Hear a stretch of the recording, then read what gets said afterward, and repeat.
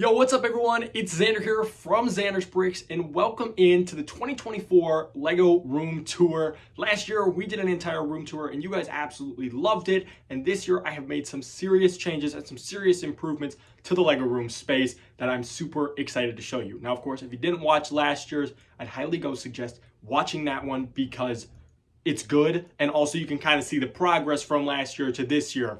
But without further ado, let's jump straight into this and get started with the most iconic part of this room. One of the main reasons a lot of you guys have seen my LEGO room is because of this massive LEGO city that I call Bricktopia.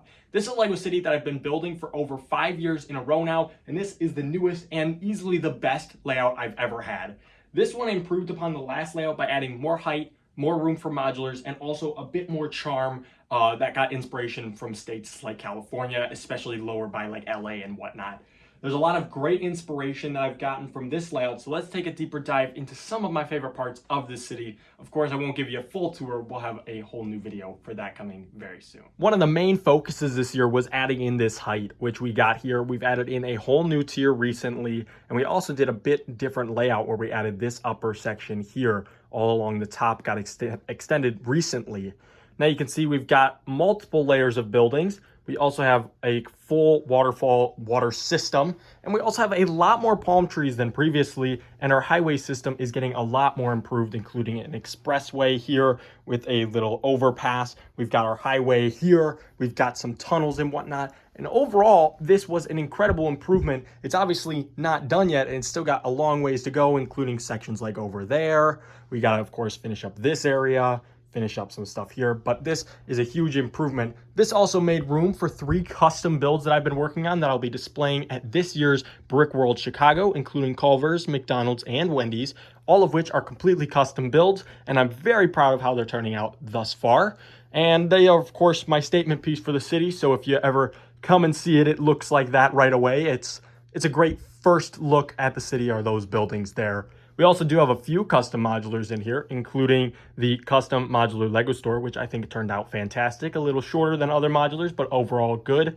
And then my second attempt at a modular was that cozy house in the back there. Not super proud of it, but of course, we always have time to change it.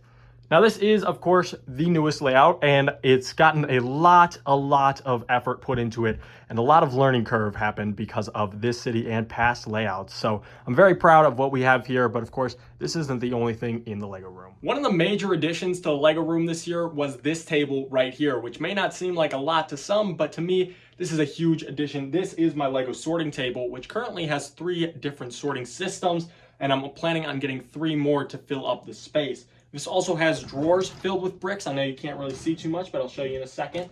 All of these drawers are nice and organized, and this is a great spot for me to work on my mocks, which I've kind of cleared off today just so that you guys can get a better look at it. But let's take a look at some of the sorting. I'm a big fan of sorting by color, so you'll see here we've got like reds, pinks, and we kind of do it in an order here. And then we do have some more like important pieces down here where I've got like tiles. These are 2x1s. These are 3 and 4x1s. These are 6x1s. And then these are 8x1s or longer.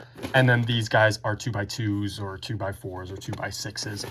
And then of course we've got other stuff like Technic pins and whatnot. Really just important pieces that I might need at a quick grab.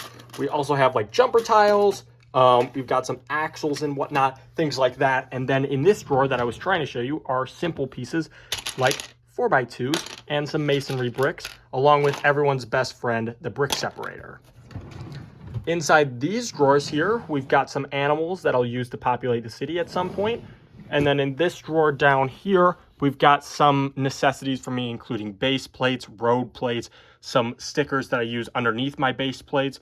We've got a dusting vacuum, some dusting brushes, minifig tiles, a rotating stand, and of course, a very important tape measure because I'm always trying to make changes. This entire wall also got some brand new additions, so let's take a look at what I actually added thus far. Last year, the wall ended about here with our dark saber, but this year we've added on a bunch of new shelves to display sets, including this one above our sorting table. We've added in this awesome lightsaber from Art Sabers, some new shadow boxes displaying Spider-Man figures and the Chicago Skyline set, and a few other sets. And then up on this one, we've got some newer sets All of our brick heads are here now, and that's slowly getting filled in. And then we've also got a few more here. This area is still obviously in progress. We've got a bunch of space down here still, and a little bit of a gap there as well that we're, of course, hopefully going to be filling in very soon. This side of the room is one that's rarely seen, but it is the biggest part that I've changed this year. Now, there is stuff on the other side that we'll get to later, but I did want to show you something a little bit further over on this side that I think you guys might like to see. This shelf is kind of a mismatch of Lego and hobbies, but as you can see here, we got Fort Lego Rado up in here. We've got some poly bags, you know, that I haven't built. I'm sure every Lego fan has something like that. And then we have our backlog here, which is kind of a backlog, but also a storage system. We've got a bunch of sets I haven't built yet. It's a lot smaller than other people's backlogs. And then all of these sets, you might be wondering, are broken down sets to prepare for a move that's hopefully happening next year. This includes mainly things like gift with purchases, holiday sets, and smaller things like, for example, the City Corner or the Cosmic Cardboard Adventures. So just some smaller sets and whatnot that I hope to rebuild at some point, but just don't have space for it. Also over here, you'd rarely see this, but this is just my small little sorting system that stores a couple sets that I haven't gotten to breaking down yet or don't know if I want them in the city yet. Some larger pieces like boats. And then in here is a bunch of Star Wars and miscellaneous minifigures, including ones that might end up in the city at some point.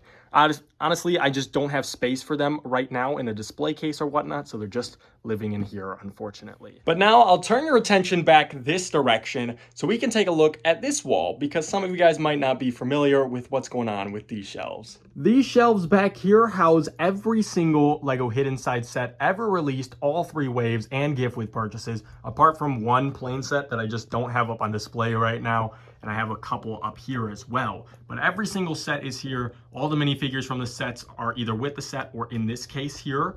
I also have quite a few boxes here, empty ones, that I think the art just looks really fantastic, so I added them up on the wall.